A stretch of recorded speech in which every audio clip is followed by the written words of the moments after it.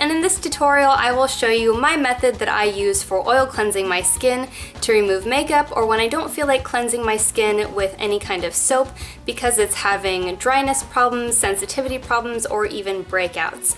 Now, I love this method because it leaves my skin soft and glowing and so well moisturized, and I think you'll enjoy it too. The most important part of oil cleansing is choosing the right kind of oil for your skin type.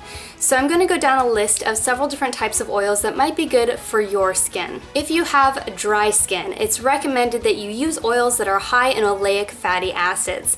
These are going to be heavier oils that are very rich and are going to form a nice barrier on top of the skin, but they're not recommended if you are prone to breakouts because they can be comedogenic and really clog your pores and exacerbate those problems with pimples and clogged pores. So one of these would be safflower oil. This is really good for retaining water. If you put it on your skin just after you've washed, it's really going to lock in that moisture. Sunflower oil has a ton of vitamin E and is also really rich and good for your skin. Olive oil, I absolutely love for my skin, but it can be highly comedogenic. What I love about olive oil, especially if you get an organic cold pressed olive oil, is it's so rich in nutrients, and I really notice how much my skin glows after I use it. Sweet almond oil is one of my favorites. It's really rich in vitamins. It's actually hypoallergenic, which a lot of oils are not. So for me, having sensitive skin and a lot of allergies, I really love sweet almond oil, and it's so smooth on my skin, and I find it absorbs really, really well.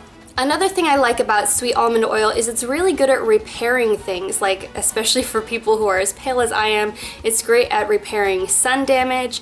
It helps with photosensitivity, so if you're using vitamin C creams and stuff like that to repair skin damage, it's really great to have some sweet almond oil in your routine to help protect your skin a little bit more. For oily or breakout prone skin, you want the exact opposite of that last group of oils. You want oils that are high in linoleic fatty acids.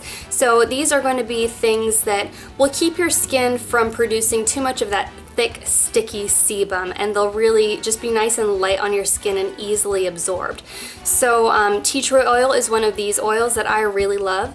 Now with tea tree oil, it is a disinfectant, so it's fantastic for treating breakouts and pimples and things like that, but you definitely need to dilute it with a carrier oil. So that would be an oil base. Just dilute it, use a couple of drops in about a tablespoon or two of another type of oil, because if you put it directly on your skin, it will burn you, or you can cause yourself to become sensitized to it, which nobody wants. It's basically like giving yourself allergies. Apricot seed oil is another great one that's really nice and light and probably not going to clog your pores.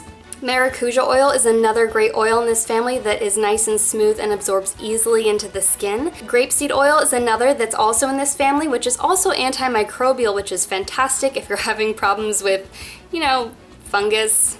It can happen. For sensitive skin, I highly recommend Chia Seed oil, which can be difficult to find, but it's so rich in vitamin C. So if you have damage to your skin, vitamin C is going to help repair things like scarring or sunspots. You just have to be careful when you're using high vitamin C products or oils that you are using a very strong SPF while you're using those. Coconut oil is everyone's favorite oil. It works so well for so many things, hair, body. I am a little bit hesitant to use it on my face all the time. I would recommend cutting it with a lighter oil because it can be highly comedogenic and really heavy. But if my skin is super dry, I find that oil cleansing with just straight coconut oil can be a fantastic solution. Avocado oil is really fantastic. It's good for those really dry patches of skin that are flaky, itchy, inflamed, red, irritated. You can spot treat with pure avocado oil, and I find that that works really well. I have a skin condition called pleva that flares up when I accidentally get exposed to gluten or other things I'm allergic to, and this helps to relieve that itchy, dry patch really, really well. For mature skin, you're going to want oils that have antioxidants, just like you're going to want antioxidants in your diet. Rosehip oil has a ton of vitamin A, so if you see skin treatments on the market with retin A, it's in this same family. You're going to want that vitamin A in your skin products. You're going to want to absorb it through your skin and get some in your diet as well. Rosehip oil is great for hyperpigmentation, sun damage, any of those types of damage where basically you're breaking down the DNA in the skin, rosehip oil is going to help repair that damage and get some new life and new cells back into the skin. Jojoba oil is a fantastic oil. It's easy to find and it's very close to the sebum in most people's skin, which means it's very close to your own natural oils and you're less likely to have some type of a reaction to it, or for your skin to reject it, or for it to feel heavy or sticky on your skin, and it absorbs really nicely. Argan oil is an oil that is very high in those oleic acids and is fantastic for mature skin because it has a ton of vitamin E, it's very vitamin rich, and it absorbs really well into the skin. It helps with cell growth and it provides a really great lipid barrier on the skin as well. So those are going to be fantastic. I definitely recommend argan oil for before bed or as a moisturizer to keep on your skin, even separate from oil cleansing. And the thing with oils is you kind of get what you pay for. Unfortunately, really great high quality oils can be very expensive, but the good news is that you need very little of them. Just a teaspoon is enough to take off an entire face of makeup in most cases if you're just using it to wipe off and then cleansing with soap and water after, or a couple of tablespoons of oil to do a full oil cleansing method. It's all you need. So I recommend, if you can, find organic cold pressed because they're gonna have fewer of these pesticides and other garbage in them that could actually end up having an adverse effect on your skin because they're full of irritants. And now that you're a little bit familiar with different types of oils that you can use, I'm sure you already have a couple in your house that would be great for your skin, and I'll show you how to use them for oil cleansing. For my oils, I picked organic castor, sweet almond, jojoba, and tea tree. You'll also need a washcloth and a small jar or dish, as well as a spoon. I started with my sweet almond oil because it's packed full of vitamins and really great for repairing any of that sun damage I might already have. Then I used this really high quality organic castor oil because it really softens the skin and leaves a nice layer to trap in moisture, as well as being really great for moisturizing my eyebrows and eyelashes so they don't fall out.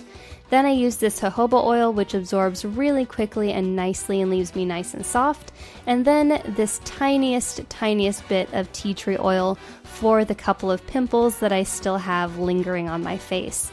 Then mix all of your oils together, whichever types you like and think will work for your skin. This is quite a bit of oil, so you can keep it in a jar if you want to use it for multiple facial cleansings, or just put the remainder on your body. Start out with a really nice hot washcloth and get that ready and set to the side. Then take a little bit of the oil on your fingertips and start massaging it into your skin. It looks like I'm pressing a lot harder than I am, but I'm just gently massaging my entire face, and then when I get to the areas with thinner skin towards my eyes and the center of my face, I use upward and inward motions. Then massage the forehead in circular motions and gently massage all of the eye makeup off. If you get any of this oil in your eyes, you may have a little bit of blurry vision for a while, but it's not going to hurt anything as long as you're using these high quality oils that I've listed. Then take a really hot washcloth and press it onto your skin and rub off most of that first batch of oil and take off the bulk of your makeup. I prefer to then wash my washcloth with some soap, whatever I have laying around, then do a second layer of oil all over my skin and hit that with another really hot washcloth. I like this washcloth to be really hot to really open the pores so the dirty oil can come out of the skin and the good oil can get back in. Then I rinse that and do another hot cloth and leave it on my skin until the cloth cools down. As you can see, this left absolutely no eye makeup on my face, and I think this is by far the best method for removing makeup and getting some really great nutrients into your skin. It really closes up all of my pores. Then I finish off with my serum to really get some more vitamins and nutrients into my skin while the pores are still open and while that moisture is still on the skin. Then I finish that off with a moisturizer to seal everything in. Thanks for watching. If you enjoyed this video, make sure to hit the like button and subscribe, and follow me on social media at Katrinaosity.